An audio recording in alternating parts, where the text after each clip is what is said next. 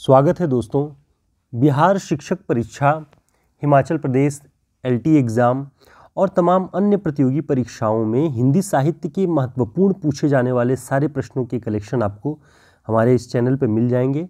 आज इसी के अंतर्गत एक प्रैक्टिस सेट लेकर के हम आए हैं जो कि बहुत ही उपयोगी होगा। एक प्रश्न से कई प्रश्न आपके तैयार हो जाएंगे, कई सारे महत्वपूर्ण पॉइंट्स आपको मिलेंगे। तो शुरुआत करते हैं। पहला प्रश्न है, निम्नलिखित में से कौन सा युग्म असंगत है? ऑप्शन है, पृथ्वीराज रासो में 75 समय है, कामायनी में 15 सर्ग है, प्रियप्रवास में 17 सर्ग है, वैदेही वनवास में 18। कौन सा असंगत है? तो इसका जो सही उत्तर है वह है 75 समय पृथ्वीराज रासो में। ये असंगत है इसलिए कि पृथ्वीराज रासो में 69 समय है, 69, और इसमें लिखा है 75। बाकी जो ये तीन ऑप्शन है ये सब सही हैं। कामायनी में 15 सर्ग है, प्रियप्रवास में 17 सर्ग है, वैदेही वनवास में 18 सर्ग है। तो ये सब सही हैं। नीचे इसकी व्याख्या हम देखते हैं। अब इसी प्रश्न से कई और जो प्रश्न महत्वपूर्ण है वो हम तैयार कर लेंगे कि कामायनी के लेखक जयशंकर प्रसाद हैं। जो लोग नहीं जानते या कंफ्यूज हैं वो ध्यान रखें, कामायनी के लेखक जयशंकर प्रसाद हैं। इसमें 15 सर्ग है और कामायनी का जो प्रकाशन वर्ष है वो 1935 ईस्वी है। ठीक, आगे देखते हैं। पृथ्वीराज रासो, इसके जो लेखक हैं वो चंद्रबरदाई हैं। इसमें हमने जो बात की कि इसमें 69 समय है और प्रश्न में 75 समय लिखा हुआ है, इसलिए वो असंगत था। शुक्ल जी ने इसे हिंदी का पहला महाकाव्य माना है। किसको? पृथ्वीराज रासो को।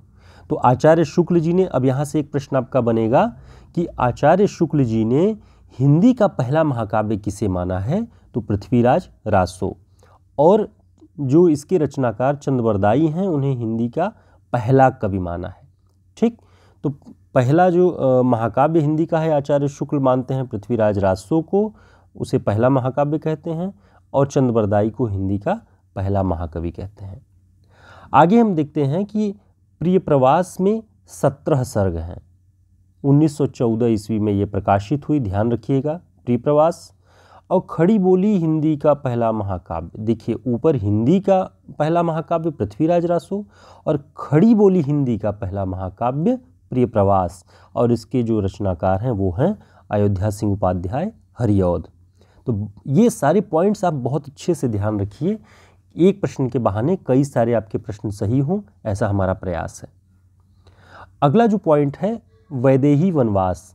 वैदेही वनवास में 18 सर्ग हैं, प्रियप्रवास में 17 थे, वैदेही वनवास में 18, और वैदेही वनवास का प्रकाशन वर्ष 1941 है।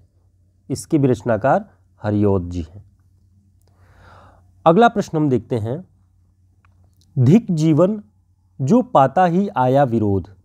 ये कथन किसका है या किसके जीवन का सत्य इस पंक्ति में प्रकट हुआ है?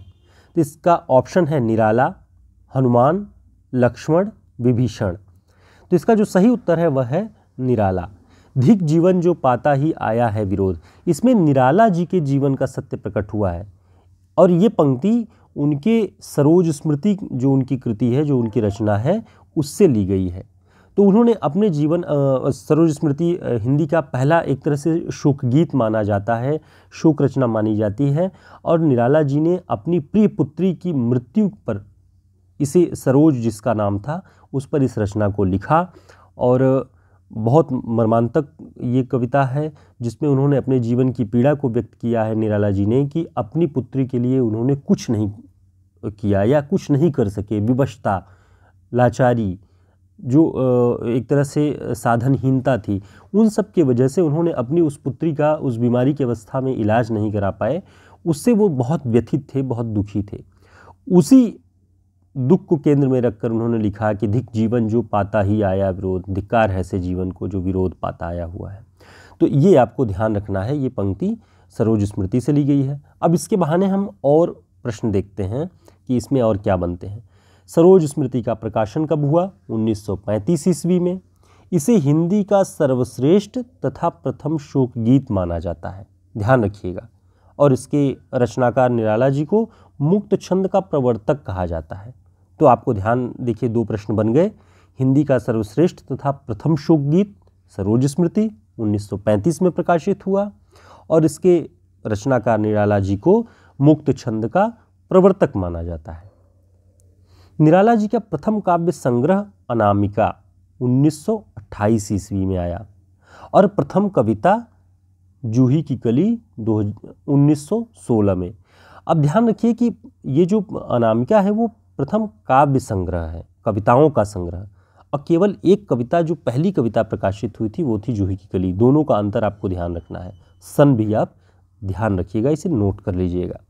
दोस्तों, कैमरे के पीछे आप सभी जो छात्र मेहनत कर रहे हैं, लगातार इस वीडियो को सुन रहे हैं, आप सभी बहुत महत्वपूर्ण हैं हमारे लिए। आपकी राय हमारे लिए बहुत महत्वपूर्ण है। जो भी आपकी राय होगी कमेंट करके ज़रूर बताइएगा। और हमारे टेलीग्राम और व्हाट्सएप चैनल को आपको नीचे डिस्क्रिप्शन बॉक्स में मिल जाएगा लिंक, उसे ज्वाइन कर लीजिए ताकि समय समय पे महत्वपूर्ण PDF, महत्वपूर्ण सूचनाएं, वो सारी जानकारियां आपको मिलती रहें।